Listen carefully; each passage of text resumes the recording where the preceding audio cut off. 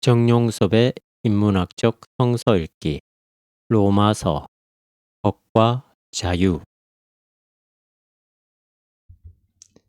7. 새로운 의 3장 21절에서 31절 율법의 하나님의 바울은 지금 매우 고단한 싸움을 수행하고 있습니다.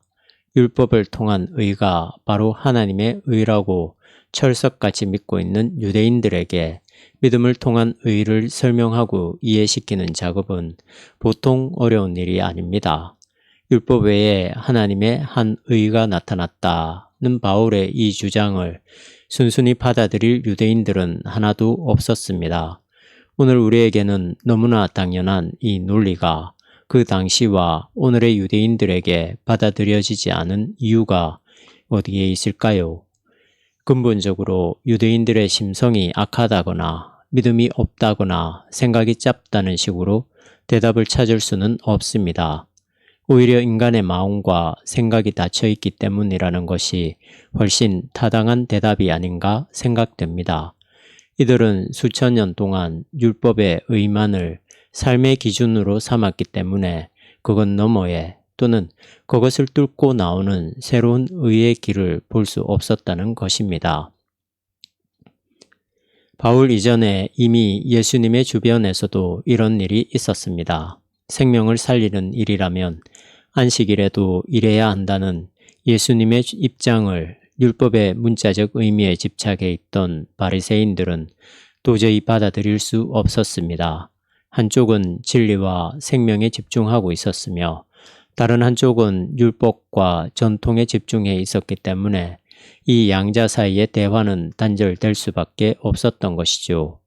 참고적으로 바울이 로마서와 갈라디아서를 저술을 하면서 예수님과 바리새인 사이에 율법으로 인해 벌어진 논쟁에 대해서 언급하지 않는 이유가 무엇일까요? 율법에 대한 예수님의 재해석을 각주로 달았다면 오늘의 본문도 내용적으로 훨씬 풍부해졌을 텐데 그런 시도가 별로 눈에 띄지 않습니다. 아마 복음서보다 바울의 서신들이 역사적으로 앞서 기록된 탓도 있긴 하겠지만 예수님 생전에 직접 만난 적이 없는 바울로서는 복음서의 내용에 대한 정보가 없었는지도 모릅니다. 예수와 바리새인 사이에, 바울과 유대인 사이에, 복음과 율법 사이에 소통이 불가능한 이유는 과학 철학자인 토마스 쿤이 말하는 패러다임 시프트에 놓여 있을지 모르겠습니다. 예컨대 천동설이라는 물리학적 구도에 묶여있는 사회는 그것을 뒤집을 만한 새로운 학설이 완벽하게 등장하지 않는 한 그 사회의 모든 문제를 끌어가는 힘으로 작동합니다. 새로운 학설이 등장한다고 해서 과거의 학설이 당장 굴복하지 않습니다. 기존의 패러다임은 그것에 의지해서 살던 사람들이 역사의 과거로 흘러가거나 아니면 혁명에 의해서만 해체될 수 있다는 것입니다. 종교적인 패러다임도 역시 이와 마찬가지입니다. 한국교회의 성서 문자주의가 그 한 예입니다. 근본주의 선교사들 덕분에 우리나라 기독교인들의 정서 속에 그 인식 속에 각인된 축자 영감설은 좀처럼 극복되지 않습니다. 수년 전에 벌어졌던 해프닝입니다만 대한성서공회에서 새로운 성서를 번역 출판한 일이 있었습니다. 그러나 여기저기서 자유주의적 번역이라고 해서 반대운동이 일어났습니다.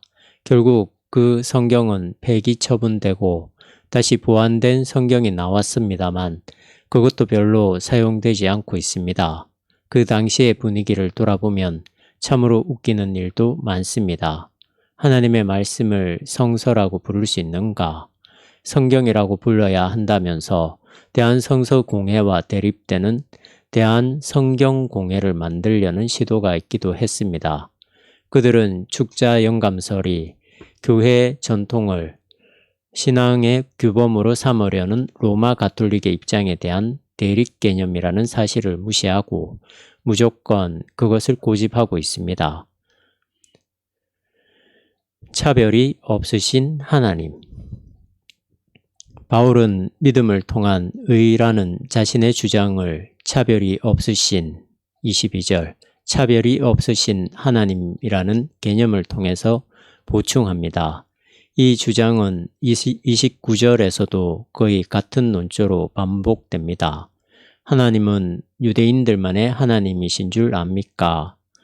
이방인의 하나님이시기도 하지 않습니까? 유대인과 이방인 모두의 하나님이라면 유대인들에게만 효력이 있는 율법을 의로움의 기준으로 삼을 수 없다는 논리가 성립됩니다. 이런 바울의 주장은 유대인들의 입장에서 보면 참으로 위험스럽기 짝이 없습니다. 하나님이 이방인들을 창조하신 이유는 지옥불의 불쏘시개로 쓰기 위한 것이라고 생각하는 유대인들로서는 유대인과 이방인을 구별하지 않는다는 주장을 도저히 받아들일 수 없었을 것입니다. 이처럼 바울의 생각은 위험하기도 하지만 그만큼 대담합니다. 하나님이 공평하시다는 사실은 매우 중요합니다. 예수님도 하나님이 모든 사람들에게 그들이 착하든 악하든 상관없이 똑같이 비와 햇빛을 내려주신다고 말씀하셨습니다. 우리가 잘 알다시피 예수님은 사람을 있는 그대로 보시고 상대했습니다. 모범적인 사람들만 상대한 게 아니라 죄인이나 부도덕한 사람들과도 아무런 선입견 없이 만나셨습니다. 물론 우리 기독교인들이 무조건 세상과 구별 없이 살아도 좋다는 것은 아니지만 사람들을 있는 그대로 인정하고 살아가는 것은 기본적으로 중요합니다. 더 나아가서 옳고 그름의 최종적 판단은 하나님의 몫이기 때문에 우리가 앞장서서 사람들을 재단하는 일은 하지 말아야 합니다. 2000년 전 율법적 기득권을 인정하지 않은 바울의 주장을 거부한 유대인들처럼 오늘 우리 기독교인들도 이런 종교적 집착에 빠져 있는 건 아닌지 뒤돌아보아야 합니다. 하나님이 오늘 우리 기독교인들과 세상 사람들을 아무런 차별 없이 판단하신다는 사실을 받아들이기 힘든 사람들이 많을 것입니다. 교회 현장에서는 기독교 신앙에 일종의 반대 거부가 있는 것처럼 설명되곤 합니다. 극단적인 경우에는 11조 헌금을 드리면 물질적인 축복이 임한다거나 기도하면 가족들이 평안해진다거나 여러 종류의 기복적인 신앙이 우리를 지배하고 있습니다. 예수 그리스도를 통해서 이미 존재론적 기쁨과 평화의 세계에 들어간 사람들이 물질적인 또는 사회 신분이 상승되는 기대에만 주목하고 살아간다면 그것은 참된 신앙이 아니라 인간적인 욕망에 불과합니다. 약간 말이 옆으로 흘렀습니다만 하나님은 우리만의 하나님이 아니라 모든 사람들의 하나님이라는 사실을, 그리고 그분은 우리의 종교적 기득권을 보장해 주는 게 아니라 차별 없이 판단하신다는 사실을 잊지 말아야 하겠습니다. 그렇다면 예수 믿을 필요가 어디 있는가 하고 의아해하는 분들에게 한마디만 드린다면 예수를 믿는 세계에 들어갔다는 사실 자체가 이미 축복이며 절대적인 사건이라는 점입니다. 자기의 영적인 풍요로움을 아는 사람은 다른 사람과 비교하지도 않고 남보다 잘 되기를 바라지도 않는 법입니다. 하나님의 은혜로 값 없이. 이제 바울은 자기의 생각을 명확하게 끊어서 말합니다. 율법을 통해서가 아니라 하나님의 은혜로 값없이 의로워진다고 말입니다. 이런 일은 바로 예수 그리스도를 통해서 이루어졌습니다. 예수로 인해서 이제 율법을 통한 의가 극복되었으며 모든 인간은 이제 그런 종교적 업적 없이 단지 믿음만으로 의롭다는 인정을 받게 되었습니다. 이게 바로 바울의 일관된 징의론입니다. 소위 이신징의입니다. 30절.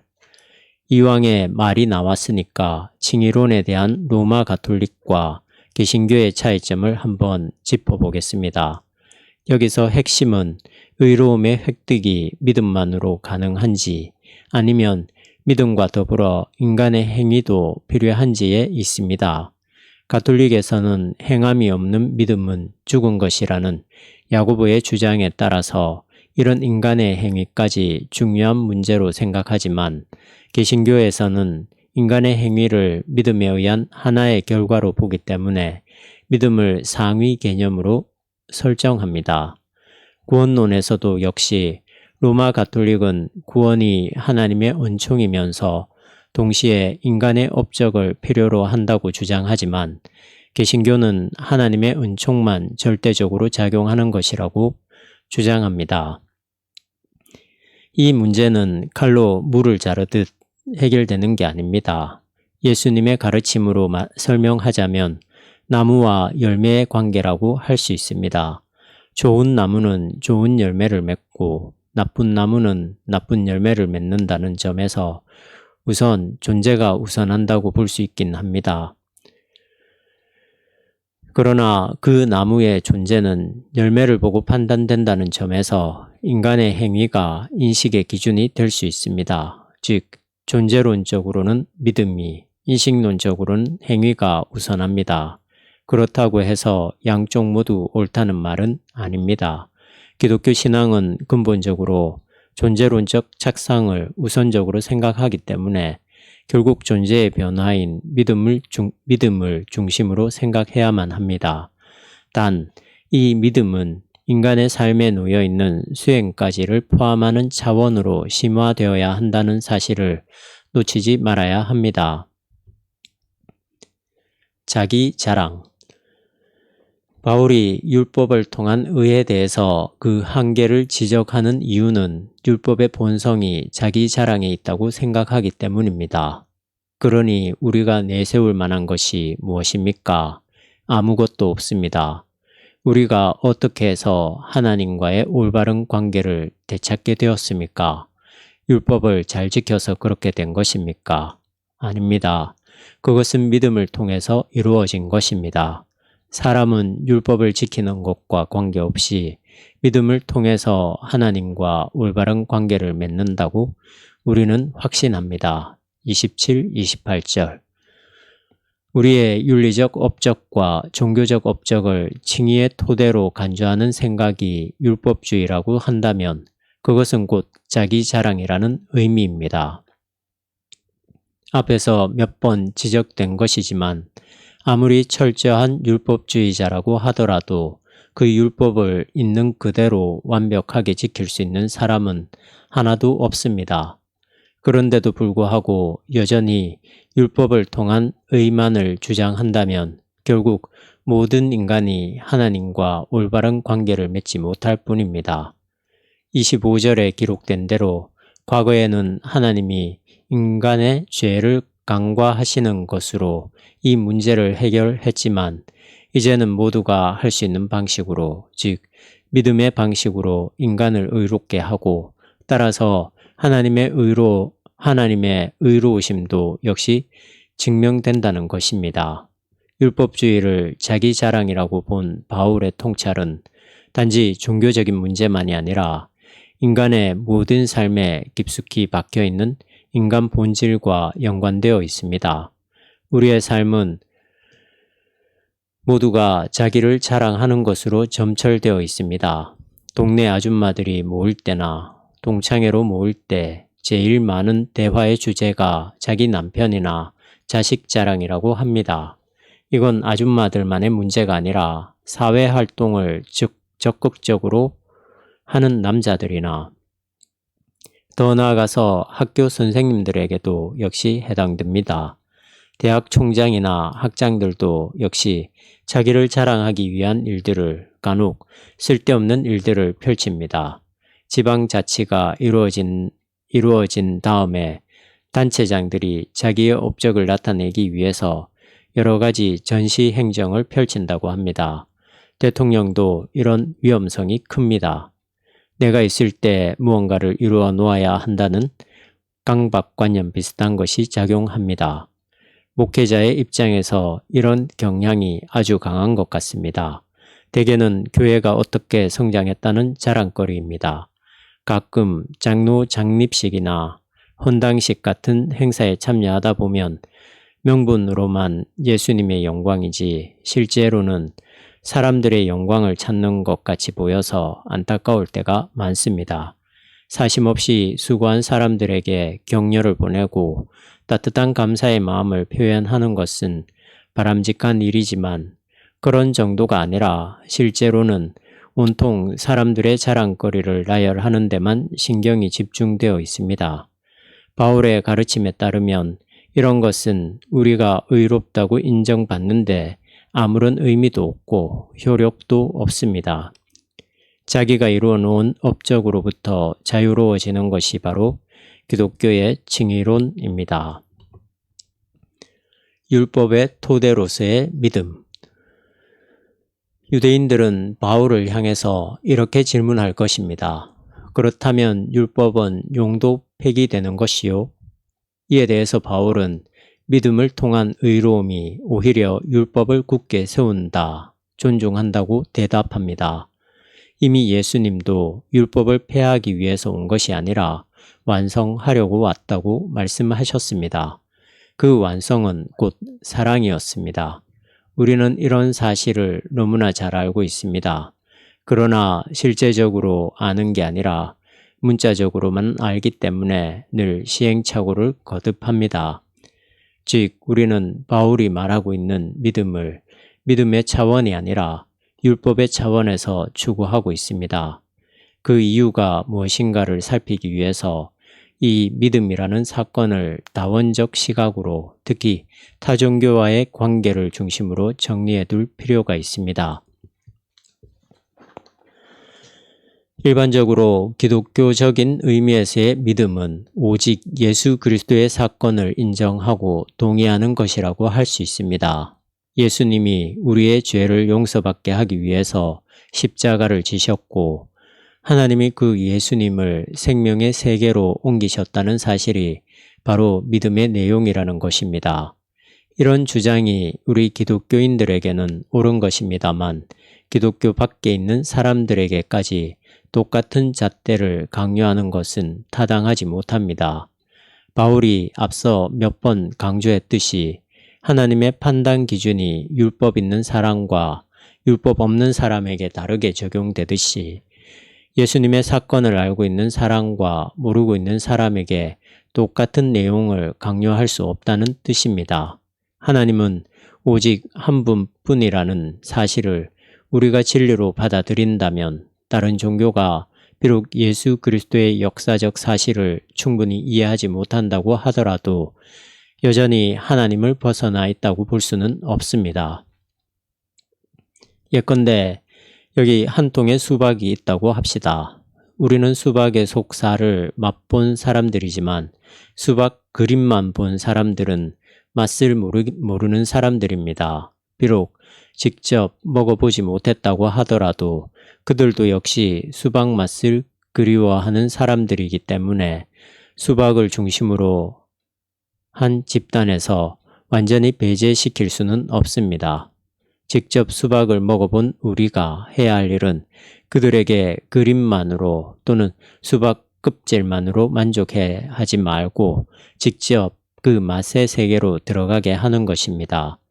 그런데도 불구하고 나름대로 종교적 진리를 추구하고 있는 이런 사람들을 무조건 배척해 버리는 것은 오직 한 분인 하나님에 대한 성서의 신앙을 모독하는 것이기 때문에 불신앙적이라고 말할 수밖에 없습니다. 어떤 사람은 수박 그림이나 껍질만 아는 것은 결코 수박을 아는 것이 아니기 때문에 또는 잘못 아는 것은 모르는 것보다 훨씬 나쁠 수 있기 때문에 타 종교와는 적극적으로 투쟁해야 한다고 생각할지 모르겠습니다.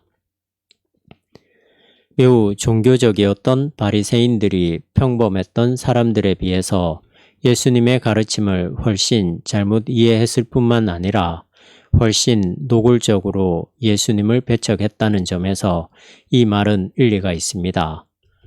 그러나 바리새인들의 문제는 그들이 종교적이었다는 데에 있는 게 아니라 율법을 절대화함으로써 실제로는 하나님을 믿는 게 아니었다는 데에 있습니다.